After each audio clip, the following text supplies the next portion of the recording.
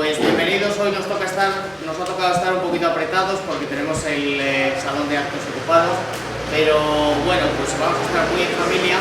Yo quería daros la bienvenida a todos porque la semana pasada, que fue nuestra primera conferencia, no pude hacerlo, de manera que, digamos, pues me permito inaugurarlo hoy con una semana de retraso, pero es un placer estar con Carmen y con esta conferencia que nos va a dar fantástica.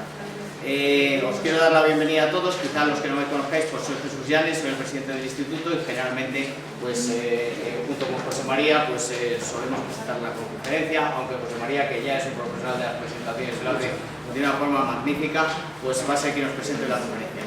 Yo no robo un segundo más y os dejo con José María. Muchas gracias. Muchas gracias, Jesús. Vamos a hablar hoy de un tema interesante. El último día hablábamos del oro, nos hablaba del oro doña Elena Bindel Catena y nos hablaba de toda la metalurgia del oro y fundamentalmente de los aspectos de la cultura peruana, tanto la cultura nazca como mocho mochica, hasta llegar a los incas. Fue una conferencia muy interesante y fue la primera de este ciclo correspondiente al curso 2014-2015. Hoy, en esta segunda conferencia, como es habitual en este ciclo, cambiamos y nos vamos a la joyería. Y vamos a hablar del legado Masriera, como decía, tradición y modernidad de una firma de joyería a lo largo de su historia. De ello nos va a hablar doña Carmen Nogales Romeo, que es licenciada en Geografía e Historia, con multitud de cursos y de presentaciones, tanto aquí en esta casa como en el Casino de Madrid. No me gustaría extenderme mucho porque sé que su conferencia es amplia y nos va a gustar a todos y es lo importante, escucharla a ella. No obstante, sí, como introducción diremos que la familia Masriera es una familia con una tradición joyera. Desde 1839 lleva ya 175 años en este aspecto de joyeros y tiene piezas que realmente son increíbles, siendo también una de sus técnicas que han perfeccionado el esmalte, de tal manera que ese esmalte vitral pues tiene unas connotaciones de transparencia, de translucidez, que realmente lo hacen especial, como podemos observar aquí justo en la presentación de esta ninfa en forma de nivel. Sin abundar más en ello, puesto que nos va a hablar sobradamente Carmen de esto, pues la dejo paso para que nos deleite con su conferencia. Muchísimas gracias. Gracias a todos los asistentes. Voy a intentar esforzarme un poco con la voz para que se me oiga. Y también quería dar las gracias a una persona que me ayudó bastante en la documentación para dar esta conferencia, que es Judy Nadal, de la firma Bagues Masriera. Dicho esto, vamos a empezar a hablar de, como bien ha dicho José María, es una de las joyerías más emblemáticas que hay en España y más conocida sobre todo porque está muy asociada a la joyería modernista. Quizá la joyería modernista no es casi más conocida a lo mejor fuera de España que aquí, bueno, quitando Barcelona, ¿no?, que es donde se va a dar. Antes de ver la evolución de toda esta saga, porque es una saga en realidad de joyeros lo que forman esta marca, vamos a empezar a ver qué fue el modernismo, un poquito por encima, lo que supuso y sobre todo en dónde se va a dar.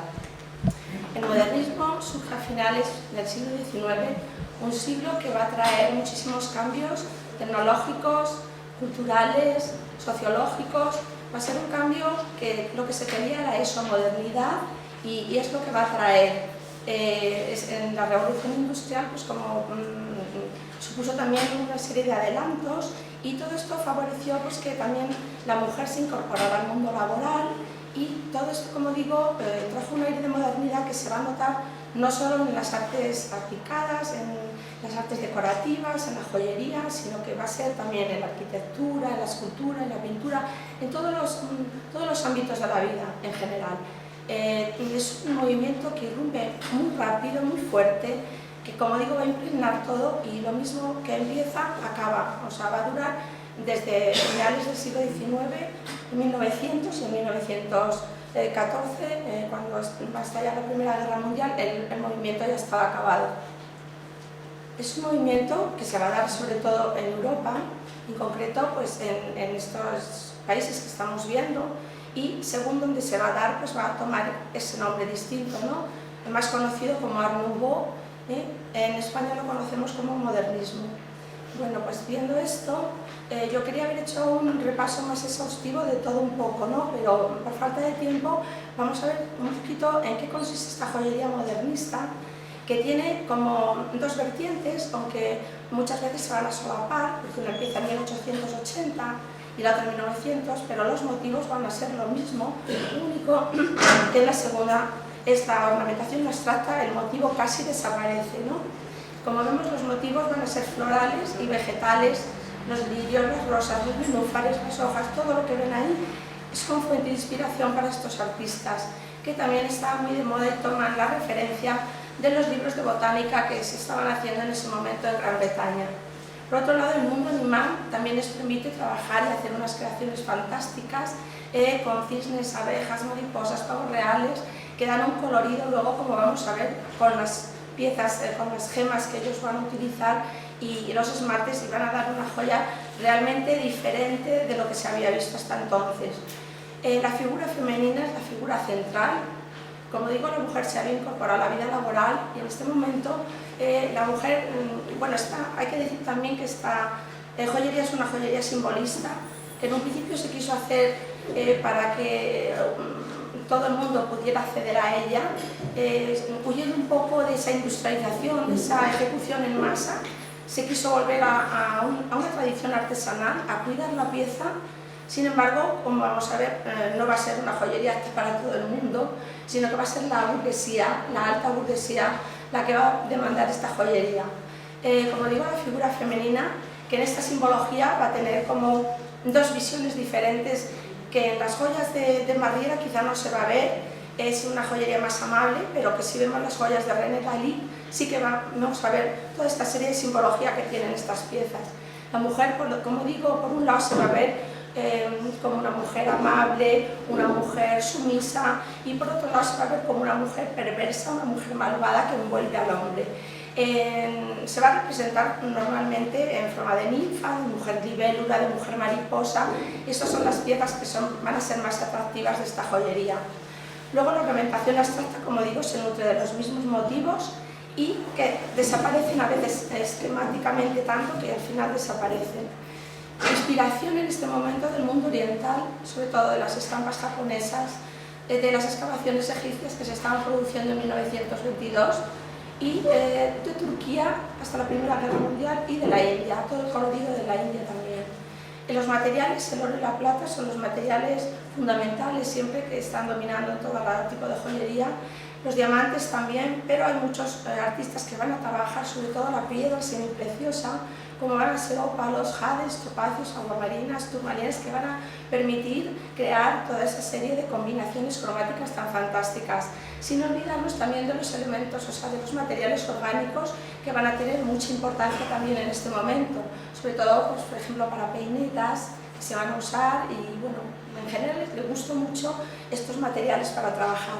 Las técnicas, sobre todo, va a ser el cincelado, que va a ser muy cuidado y muy trabajado por grandes orfebres, y como hemos dicho antes, el empleo del esmalte. El esmalte, que había estado muy abandonado desde la época medieval, era una técnica muy difícil de aplicar, lo traen de vuelta los japoneses, ese aire japonés es el que trae otra vez los esmaltes y la forma de trabajarlos, que bueno, pues aquí en las piezas que vamos a ver va a ser el pliqué ayú, sobre todo, que va a ser el esmalte tabicado, luego lo vamos a ver, y tendencia sobre todo de la línea curva y la estilización de los motivos.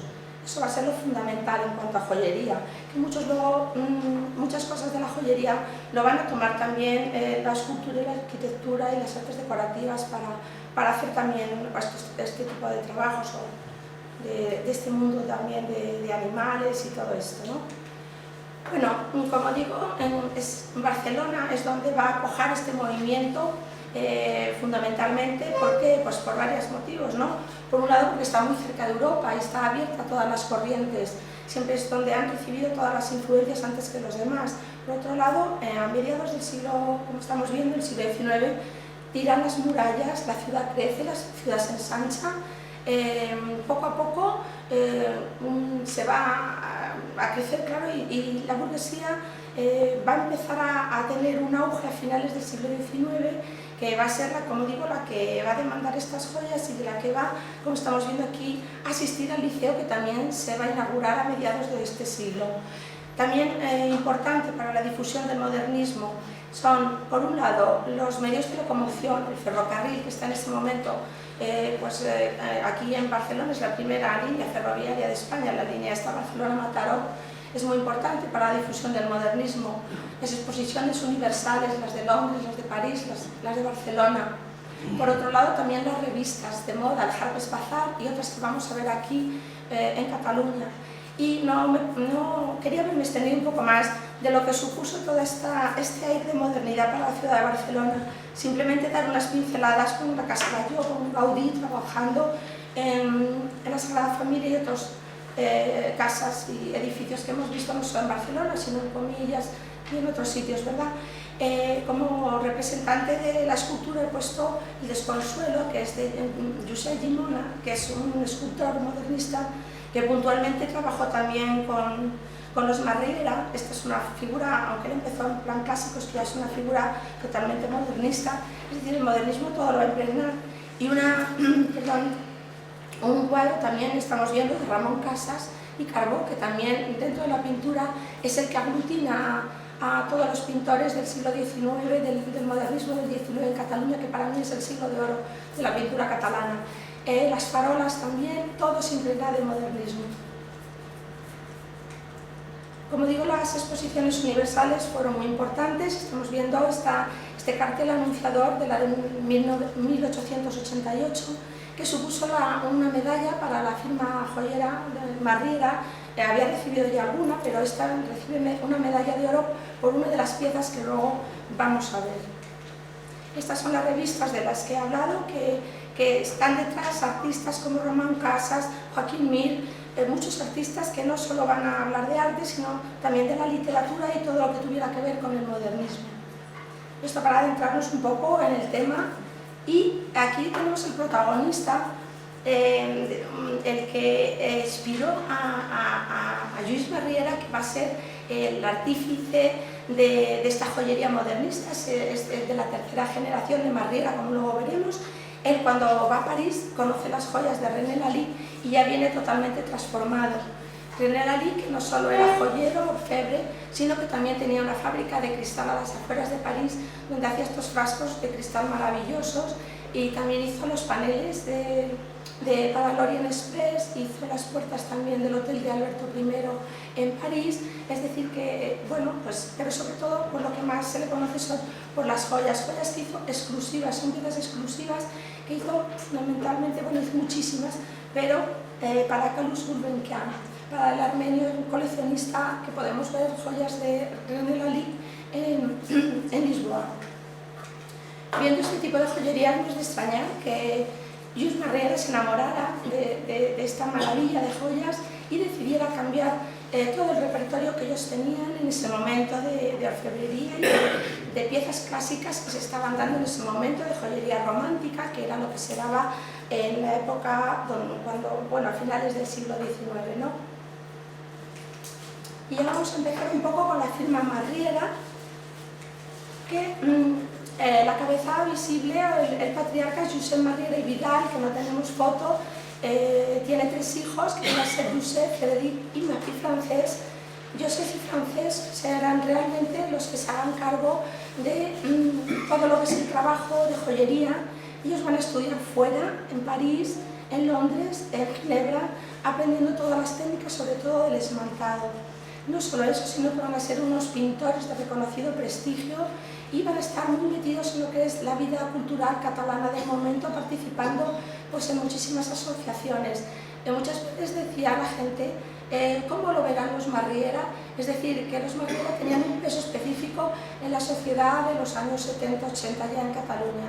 Frederic se dedicará un poco más a lo que es la administración de la empresa y luego, bueno, veremos que luego Frances se apartará un poco de la joyería dedicándose a la pintura. Frederic montará un negocio de muebles que le irá muy bien. El que se va a encargar más va a ser Josep, que va a ser el que sucederá al primer Josep Caro padre y que será el padre a la vez de Luis. Os lo he puesto así un poco para que se puedan ver un poco la rama, cómo va, pero bueno, luego lo iremos explicando un poco mejor. Josep Marriera y Vidal presentan él nace en Sant Andreu de Llavaneres, es un pueblecito de Barcelona donde él ya era platero, y cuando viene a Barcelona en 1925 para abrir un taller de joyería tenían que pasar un examen de pasantía, que es lo que se llamaba, ¿no? Así, examen de pasantía que consistía en un examen oral y luego tienes que presentar un dibujo de la joya y luego realizar la joya. Bueno, pues este fue su examen de pasantía, que gracias a toda la documentación que se conserva en los archivos históricos de la ciudad de Barcelona, podemos conocer los trabajos de todos estos maestros joyeros desde el siglo XVI hasta 1850 y tantos hay libros. Entonces, bueno, estos son los típicos pendientes que se llamaban de arenque, por la forma que tienen así alargada, están realizados en oro, en plata y esmeraldas. Es un collar un pendiente muy típico de la joyería isabelina. En esa primera etapa él lo que va a hacer es el negocio que tiene en la misma calle de Vigatans, que es donde se establecían todos los maestros joyeros, y trabajaba al por mayor para otros joyeros. Poco a poco el negocio va creciendo, va teniendo ya sus encargos, y ya en los años 70-80 es cuando irrumpe la segunda generación, que son los tres hijos, como he dicho, y donde van a hacer una serie de piezas que ahora iremos viendo. El negocio va creciendo, como digo, y ya en 1872 abren tienda en la calle Ferran.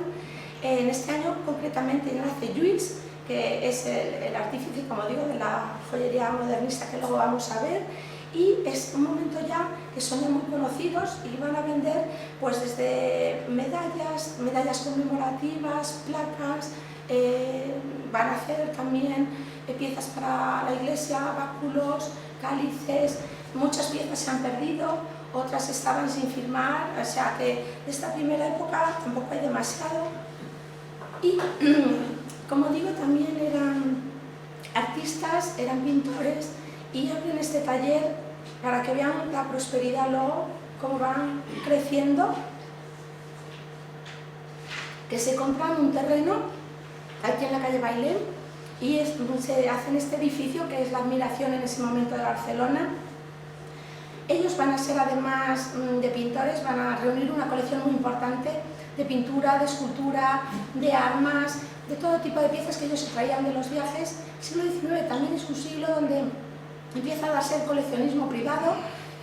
Tenemos José Lázaro Galdiano, tenemos el Marqués de Cerralbo, en estos momentos haciendo ya coleccionismo, no por afán de coleccionar, sino por afán de enseñar a sus amigos lo que tenían.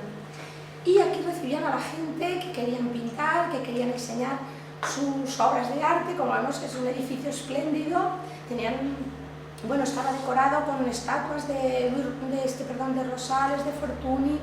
Por dentro lo podemos ver, que tenía tapices, tenía alfombras, tenía hasta una cámara turca como la que podemos ver en el Museo Sorolla, que debía estar de moda. Tenía muchos objetos también de corte oriental, porque era lo que se llevaba en ese momento, todo lo exótico, todo lo oriental. Estamos aquí viendo también una pieza que, si fueron a la exposición de Caixa Forum, el japonismo, trajeron esta pieza, esta escultura dorada, este Buda, que es de un coleccionista privado ahora. Trajeron joyas también de Marriera, trajeron muebles, casi todos de coleccionistas privados. Bueno, por decir que esta casa luego, este templo, se vendió en los años 50 y pasó a ser un teatro, y luego ya lo tienen una congregación de religiosos. Ahora, si van ustedes a Barcelona, está en una callecita muy pequeña, está con muchos árboles y la verdad es que cuesta bastante verlo. Bueno, aquí tenemos un anuncio de cómo ellos estudió Josep y Frances Marriera, hermanos, como se anunciaba, un poco la pintura que ellos hacían. Uno paisajista, el otro más bien pintura figurativa de este corte oriental muy exquisita. Y estas son las joyas que empiezan a hacer en un primer momento, que son, bueno, pues una joya totalmente también típica del siglo XIX, de ese estilo romántico que se llevaba. Posiblemente muchos de estos brazaletes, estos medio aderezos, podían ser de oro, podían llevar piedras, podían llevar un nielado, que el nielado consistía en una pasta de plata, cobre y me parece, bueno, eran 3 cosas, no me acuerdo exactamente, es una amalgama de pastas que da el aspecto como de un esmalte, pero que en realidad no es un esmalte, es un nielado, ¿vale?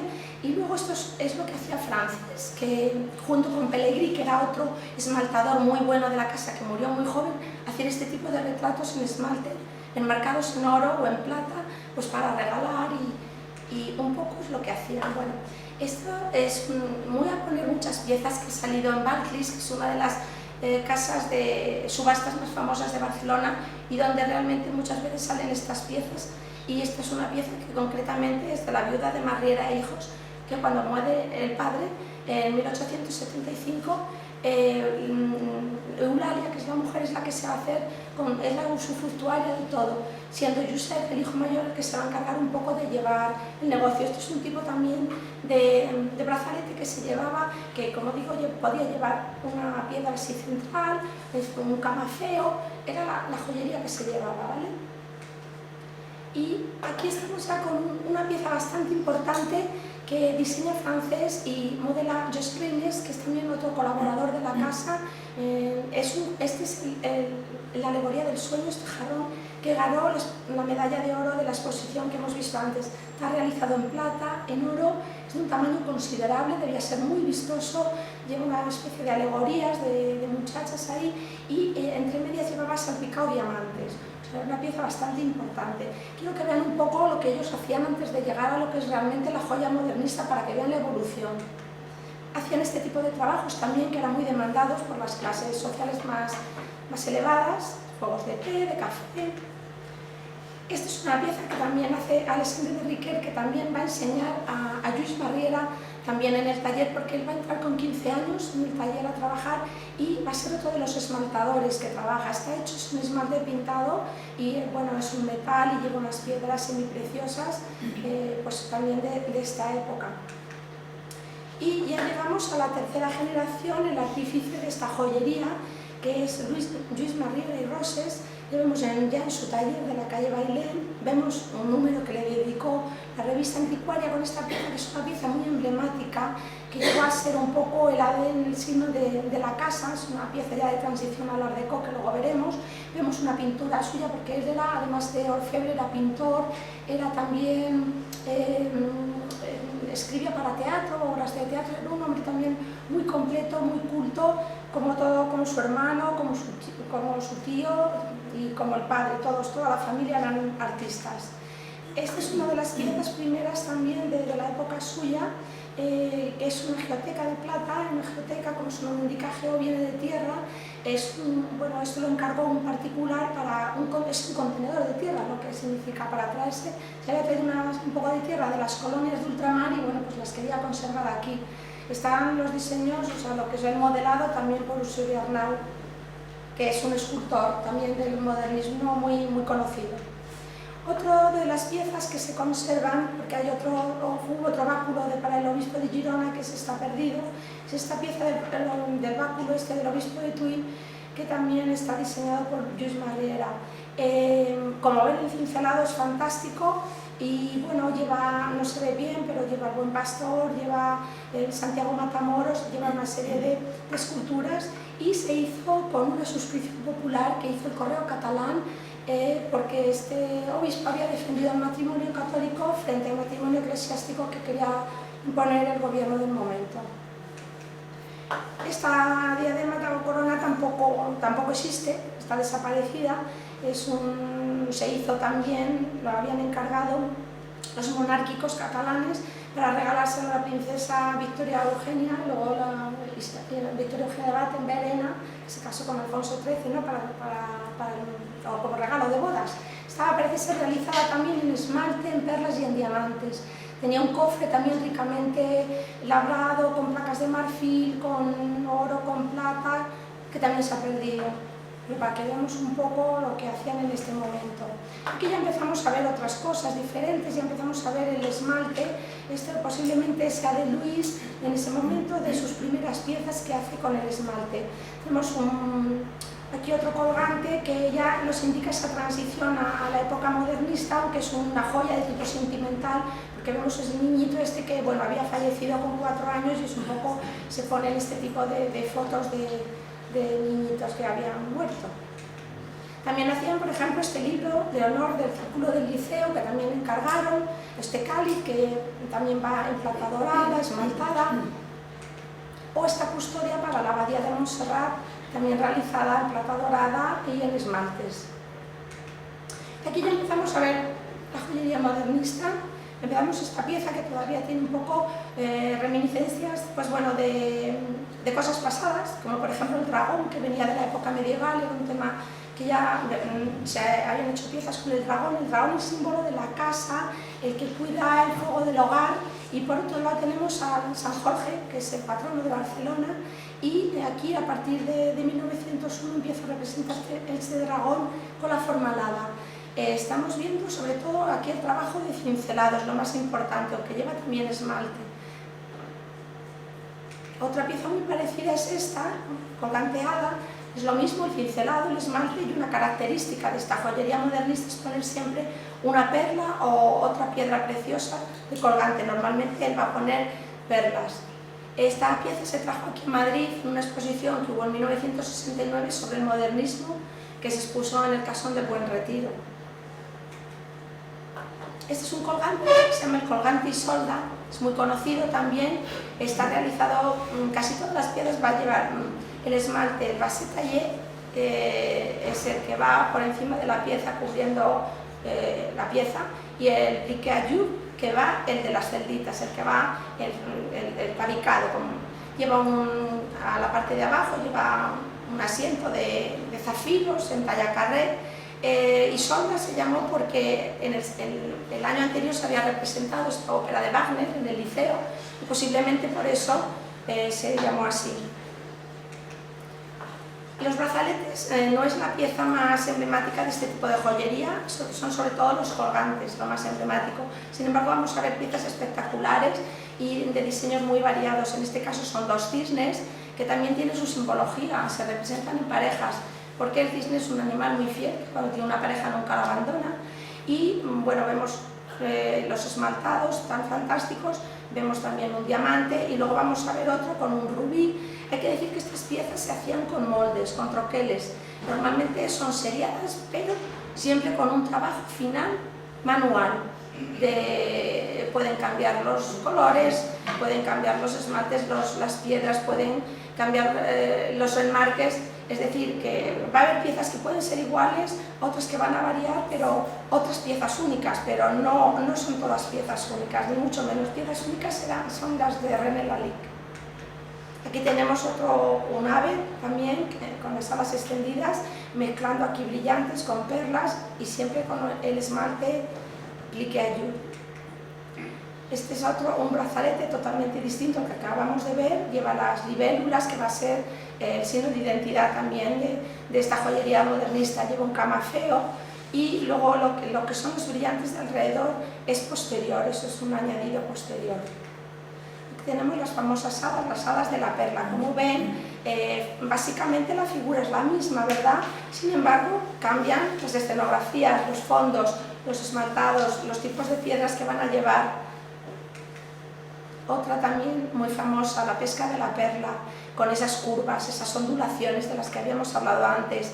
Fondos marinos, pueden ser marinos, pueden ser de flores, que también tomamos de la escuela de Glasgow, que era también muy conocida y tenía un tipo de flores que también lo van a aplicar aquí en estos fondos. Nos recuerda mucho los carteles también del Vienes de Mucha, que también bueno, pues hizo joyas para Sara Bernard y también hizo estos carteles tan fantásticos que también contribuyeron a difundir el modernismo. Tenemos otras versiones. Esta también es un colgante muy conocido, se hicieron varias versiones, también empieza en 1908, pero luego con Marriera y Carreras, a partir de 1915 el modelo se puede repetir, como digo, variando un poco los fondos. Lo bueno de la Casa Marriera es que han conservado todo el legado, todos los dibujos, pues se conservan los libros de cuentas de Lluís, se conservan los libros de taller, se conservan moldes, troqueles, con lo cual, aunque parece difícil a lo mejor a la hora de autentificar una pieza, porque son tantas de familia y que cambian hermanos, hijos, Marriera y Carreras, o sea que es un poco lioso el tema, pero sin embargo a través de todos estos libros sí que podemos catalogar bien la pieza. Este es otro tipo de medallón también que ya va el trabajo fantástico de cincelado, del trabajo también de lo que es el marfil de la cara, luego lleva todos los zafiros, los brillantes, los fondos. Esta es la dama renacentista que, como digo, es un poco que era, se busca también moda, que era un poco el signo de distinción de esta casa. También lleva diamantes y zafiros, porque él no va a trabajar mucho con piedras semipreciosas, así como René Lalique sí va a meter muchas, él va a trabajar casi siempre con zafiros y diamantes. Y vemos un poco la línea recta que nos está apuntando ya hacia el Art Deco. Se llama dama renacentista porque vemos un poco los gorritos estos que llevaban estas señoras de la época de Leonardo da Vinci. Aquí vemos otro modelo, por ejemplo, con el dibujo que se conserva.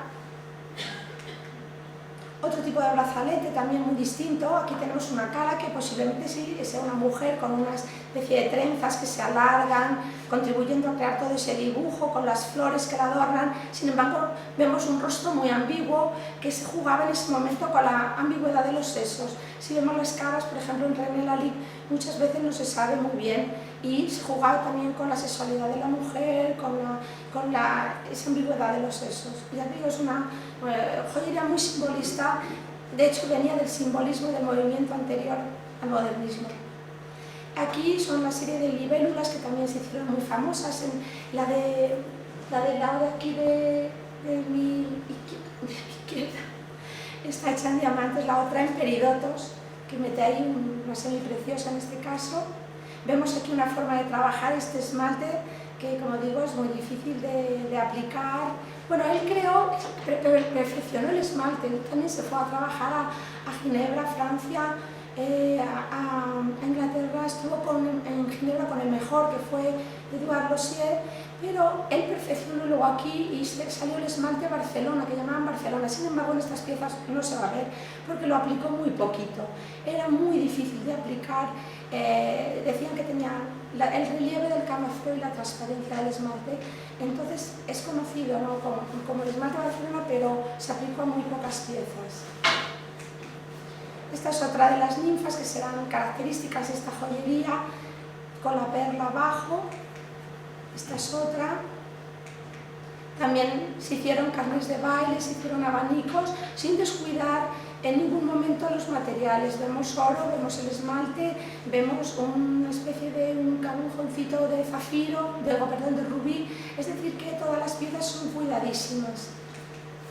Aquí vemos pues otro tipo, la de abajo también es una sortija en menos, sortijas y pendientes, no aparece la figura femenina, suelen ser motivos vegetales casi siempre. Las medallas también vendían mucho de medallas, también con esmalte. Aquí vemos otro fantástico broche con la libélula.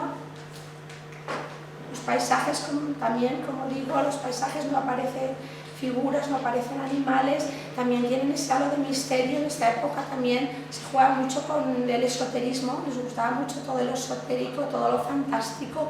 Entonces creaban estos paisajes, lo que quieren crear es un aire de misterio en estas piezas. Y tenemos otra. Y la cuarta etapa se fusionan los hermanos, en este caso es Lluís Marriera, Ricard y Josep, sus hermanos, los que se van a asociar con Joaquín Carreras y Noya, que viene de otra familia mucho más antigua que los Marriera, viene en el siglo XVIII. En este momento se asocian y van a hacer todavía esas joyas modernistas, pero van a ir cambiando un poco hasta pasar por el Art Deco.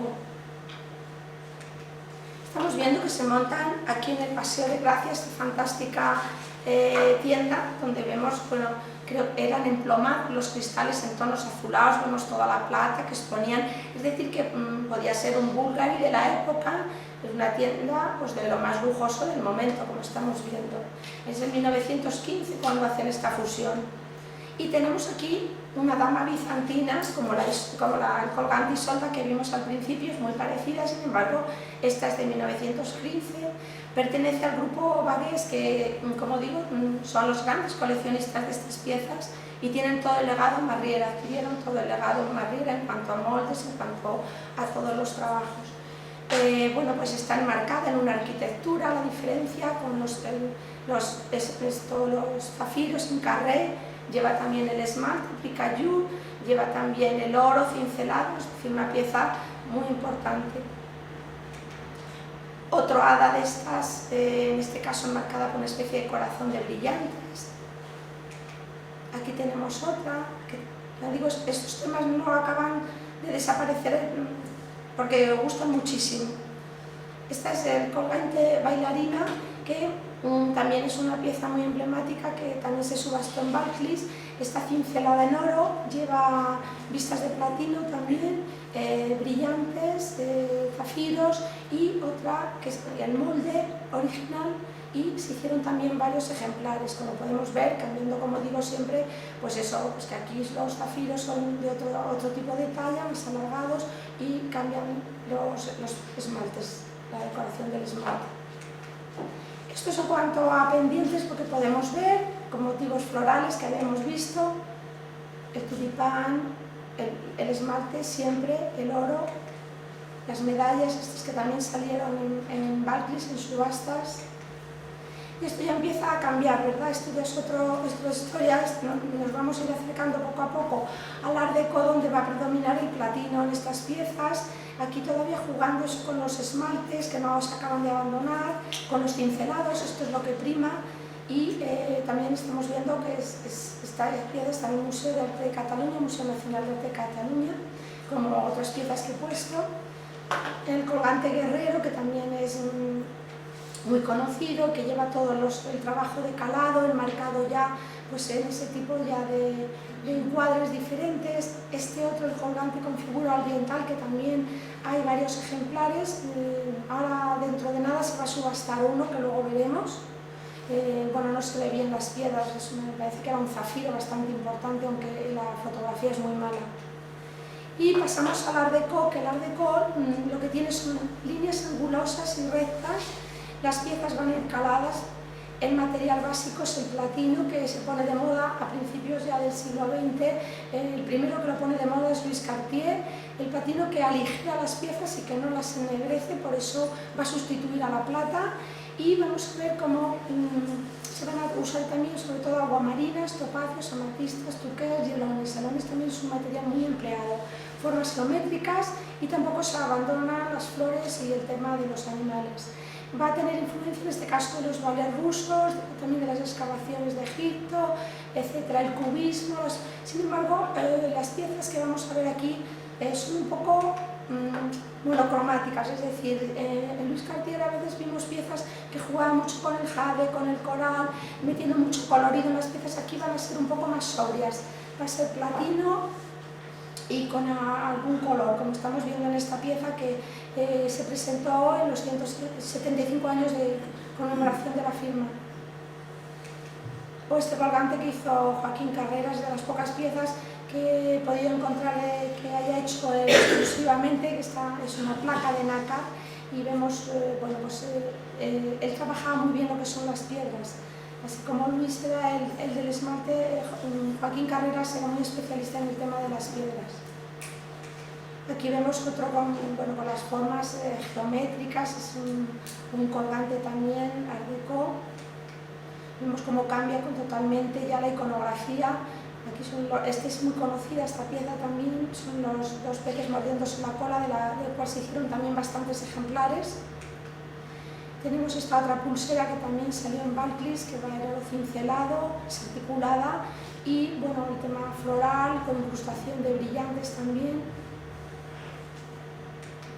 Otro broche art déco es este, que aunque no se aprecia, es una agua marina, la pieza central, vemos la geometría de los dibujos, y luego también aquí sí que tiene ya más color, porque bueno, aquí en este caso ha seguido aplicando esmaltes, aunque el esmalte se suele abandonar en la joyería art déco, no hay mucho esmalte, pero bueno.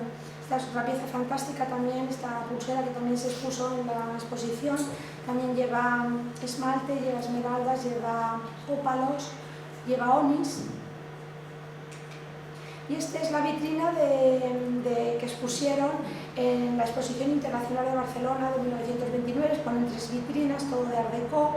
Y el art déco, si 1900 fue el boom y la explosión de lo que es el arte modernista, de la joya modernista, el art déco va a ser la exposición de París de 1925. Y como digo, luego esto en Barcelona también tuvo muchísimo éxito, todas estas piezas que ellos presentaron. Vemos que son, aunque no se ve muy bien, que son piezas grandes, son broches grandes, jugando con el blanco sobre el blanco del platino y los diamantes. Aquí tenemos otra pieza ya un poco ya de transición. De los últimos años ya no hay mucho más.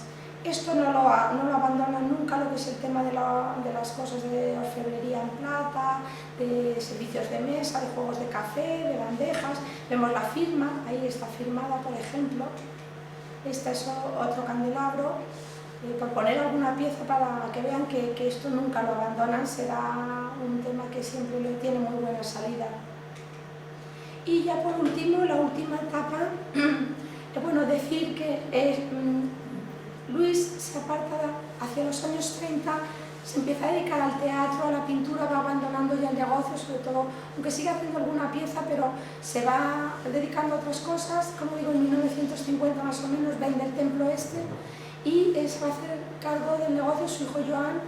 En 1930 lo que hacen es una sociedad anónima, y los Bagués, la familia esta Bagués, lo que va a hacer es comprar el 50% de las acciones. En 1985 se harán con todo el accionariado y con todo el patrimonio de Marriera. Estamos viendo la tienda que ellos tienen en el Paseo de Gracia, es un sitio emblemático de ahí de Barcelona, porque está en los bajos de la Casa Metller, al lado de la Casa Batlló también, o sea que es un sitio fenomenal. Y bueno, vamos a ver un poco, es una familia que también surge a principios del siglo, en 1917, me parece que 1911 o 1917 es cuando son esta familia también de joyeros que se van a hacer cargo de la firma Marriera. Ellos van a tener 2 líneas, 2 colecciones diferentes, que van a ser Marriera por un lado y Bagués por otro. En Marriera vamos a ver todas estas piezas que hemos estado viendo, joyería modernista, con los troqueles, trabajando el esmalte, y firmarán como Marriera, irá numerada. Y por otro lado, las joyas Bagués, que son estas jugando con el esmalte, es alta joyería. Luego tienen otra, dentro de esta gama de alta joyería que ellos hacen, tienen como los pendientes que están viendo abajo, también tienen una línea que yo digo low cost, en plata, que es asequible pues, para la gente joven, que es lo que están haciendo muchas firmas de joyería, tener la alta gama y luego tener algo más asequible. Y como digo, tienen muy diferenciado pues, las 2 ramas. Aquí tenemos el Hotel Bagués, que tienen ellos en la parte de arriba un pequeño museo donde, si estás alojado, puedes ver las piezas. Yo tuve que pedir un permiso para verlas. Y tienen allí pues, una serie de piezas fantásticas, porque claro, esto visto en natural no tiene nada que ver con lo que yo estoy poniendo aquí. Es maravilloso, y tienen los troqueles, tienen los dibujos, tienen objetos en plata, como estamos viendo, es decir que, bueno, que merece la pena ir a verlo. Esta es otra pieza que también es un brazalete conmemorativo, también de la firma, realizado en oro calado, con esmalte. Y esto voy a poner un poquito de cositas que han salido en subasta, porque nos damos cuenta un poco también de cómo van los precios de estas cosas. Y bueno, pues estos son unos moldes que salieron en Barclays también en plata, unos modelos en plata. Aquí tenemos más. Aquí tenemos dos piezas diferentes. Por un lado, Marriera y Carreras, que curiosamente, bueno, el precio a mí me sorprendió cuando vi esto, porque siendo la antigüedad que tiene y de principios del siglo, mediados del siglo XX, este precio no me cuadra mucho con esta otra pieza que es moderna, que es de Vallès Marriera, o sea que sus joyas son caras, no son baratas. Pero quiere decir que siempre prima un poco la antigüedad también de la pieza, ¿no? Y bueno, pues vemos que hay veces que los caprichos del consumidor son así, ¿no? O del que ofrece la pieza. Esta no está firmada, no sabemos de quién es, pero fíjense el trabajo también tan perfecto y el precio que también equiparaba un poco al que acabamos de ver.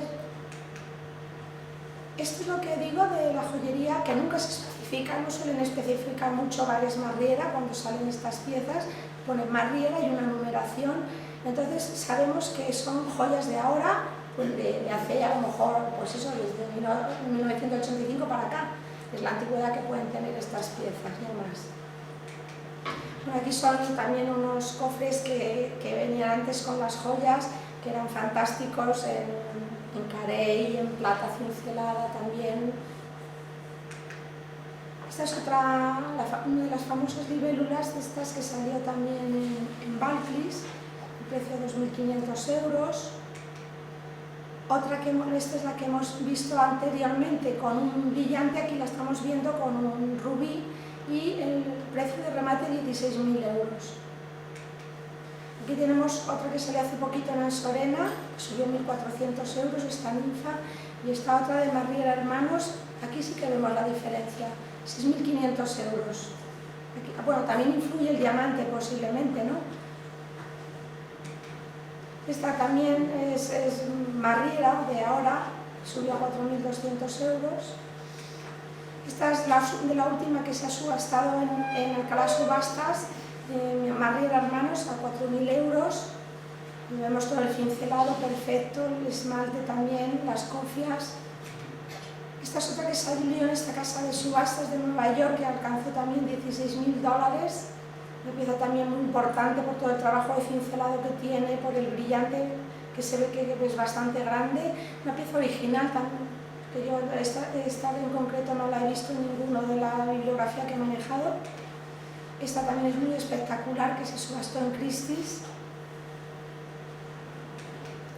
Esta es otra de Marriera y Carreras también, en esta otra casa de Nueva York, son los gallos. Perdón, esta otra es otra de Monte Carlo, también Marriera y Carreras, otra pieza también muy bonita, que entre 7.000 y 10.000 euros. Esto es una pieza de un coleccionista, este nombre Abraham Delaware, que presentó este brazalete en la Feria de Tefá de Maastricht en el 2011. Es una pieza muy importante y la feria de Maastricht es de las más importantes del mundo. Y estas son las próximas que van a salir a subasta. Anticipo, si alguien quiere. Una peineta de estas, muy bonita, en Barclays, una casa de subastas de Barcelona, y esta pieza de crucifijo de Marriera y Carreras, también en plata de esmalte. En Damas Bolaños, que es como el que habíamos visto antes, ¿verdad? Aquí en cambio estamos viendo un rubí, el otro era me parece que un zafiro, este es el rubí, aquí se ve mejor la pieza. Estimación de salida 7.000 euros. Y esta es la próxima que sale en Segre, el día 30.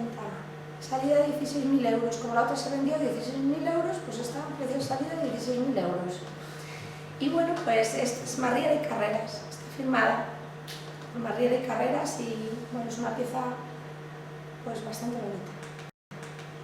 Y bueno, pues con esto me despido y con una frase de Lluís Marriera, que en el arte no es el tamaño lo que da la grandiosidad a la obra. Muchas gracias.